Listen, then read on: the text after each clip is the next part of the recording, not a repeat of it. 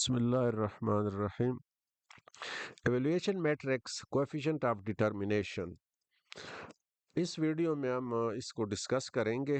ये one of the most evaluation matrix है linear regression में, जो कि हम यूज़ करते हैं to measure the performance. Basically proportion को हम मेजर करते हैं जो वेरिएंस का होता है इन डिपेंडेंट वेरिएबल। तो what is coefficient of determination? A coefficient of determination explain the proportion of the variance in the dependent variable that is explained by the independent variable in the model। यानी ये regression model की wellness को represent करता है, यानी उसके अंदर जो रिस्पांस वेरिएबल के अंदर जो वेरिएबिलिटी है उसको वो मेजर करता है। तो ये basically indicate the goodness of fit. अगर इसकी वैल्यू ज़ीरो है the model explain none of the variance, ये वर्स्ट मॉडल होगा। अगर वन है the model perfectly explain the variance. ये उसका फार्मूला है कि total sum of square of residues, ये बेसिकली सम ऑफ उसके जो डिफरेंस है बिटवीन द एक्चुअल वैल्यू और मीन वैल्यू, जो रिस्पांस वेरिएबल है उसका स्क्वायर का सम है। और दूसरा टोटल सम ऑफ स्क्वायर है, तो वो प्रिडिक्टेड वैल्यू और एक्चुअल जो रिस्पांस वेरिएबल की वैल्यूज है उनके डिफरेंस का स्क्वायर का सम है। तो इसी तरह फिर हम उसको कैलकुलेट कर सकते हैं। R square tells how much of the variability in Y is explained by the model. ये उसकी प्रोपोर्शन ये बताता है कि प्रिडिक्टर ने कितने यानी परसेंट वेरिएबिलिटी को एक्सप्लेन किया है वाई की ना। तो अगर ये आर स्क्वायर 0.7 है तो इसका मतलब कि 70% वेरियंस जो है ना वो in Y explained by the predictor, यानी रिस्पांस वेरिएबल का जो 70% वेरिएशन है उसको प्रिडिक्टर ने एक्सप्लेन किया है। अब उसकी जो एप्लीकेशन है तो हम मॉडल एवेल्युएशन में हम उसको यूज़ कर सकते हैं। Model evaluation to determine which explain the data better, यानी कौन सा मॉडल डेटा को बेटर तरीके से एक्सप्लेन करता है। The model with the I R square is preferred, यानी जब हम कंपेयर करेंगे मॉडल्स को तो जिसका हायर कोएफिशिएंट ऑफ डिटर्मिनेशन होगा उसको हम प्रेफर देंगे। इस तरह फोरकास्टिंग में भी use how well A model predict outcomes for new data, जो टेस्ट डेटा होता है ना तो कैसे वो उसको वो प्रिडिक्ट करता है। फीचर सिलेक्शन, फीचर सिलेक्शन वैसे helps determine the contribution of the independent variable to the model explanatory power, यानी उसकी क्या कंट्रीब्यूशन है इंडिपेंडेंट वेरिएबल की मॉडल की जो है ना एक्सप्लेन करने में। लिमिटेशन ये है कि R square does not indicate predictive power, क्योंकि high R square does not guarantee good prediction on the unseen data, especially if the model is overfitted। क्योंकि अगर इन केस वो वेरिएबल इन आर स्क्वायर की value high है तो ये इस बात की गारंटी नहीं है कि वो गुड प्रिडिक्शन मॉडल है, प्रिडिक्टिव मॉडल है अनसीन डेटा पर, स्पेशली जब मतलब है मॉडल ओवरफिटेड होना।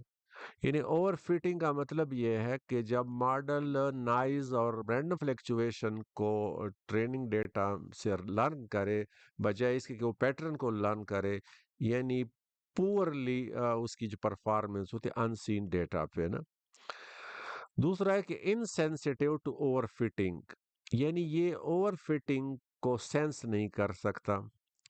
अब आप ऐड करेंगे मोर वेरिएबल को मॉडल को तो ये आर की वैल्यू तो इंक्रीज होगी, इवन ये अगर इररेलेवेंट भी हो फिर भी उसकी वैल्यू इंक्रीज होगी। ओवर फिटिंग के बावजूद भी उसको वो सेंस नहीं करता। Not suitable for linear non linear relationship, क्योंकि आर टू जो है ना आर स्क्वायर वो ओनली मेजर्स फिट।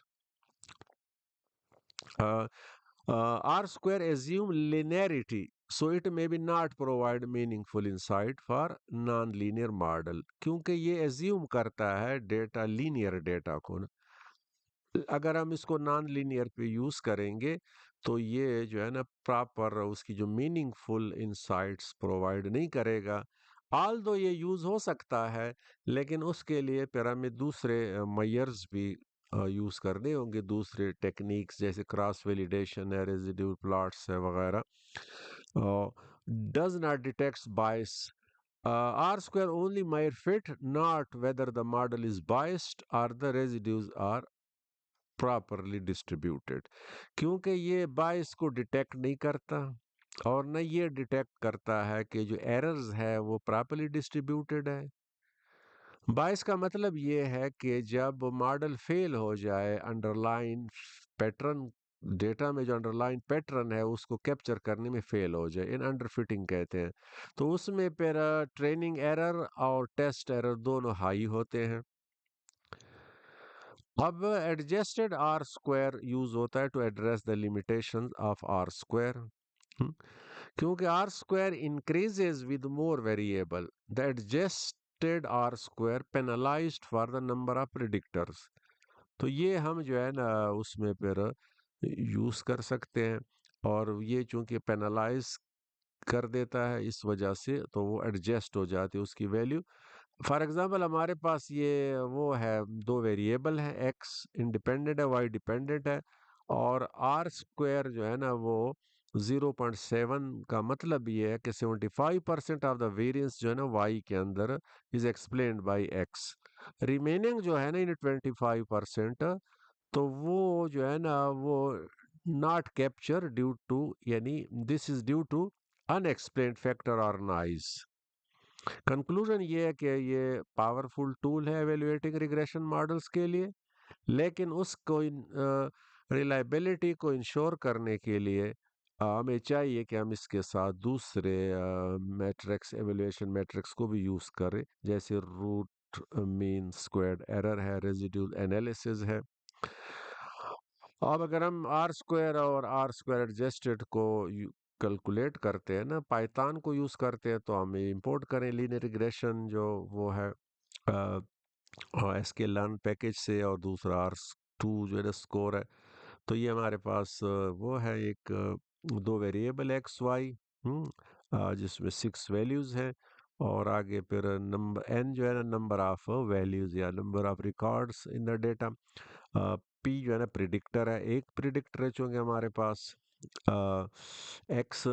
इसके बाद हमने वो कर दिया है, मॉडल को क्रिएट कर दिया ना, फिट ट्रेन कर दिया है, और इसके बाद प्रिडिक्शन, और आप फिर आर स्क्वायर को हम इस तरह कैलकुलेट कर सकते हो और आर एडजस्टेड को इस तरह। तो ये हमारे पास इसकी वैल्यू आ जाएगी। इसी तरह जो है ना हम इसको कैलकुलेट कर सकते हैं।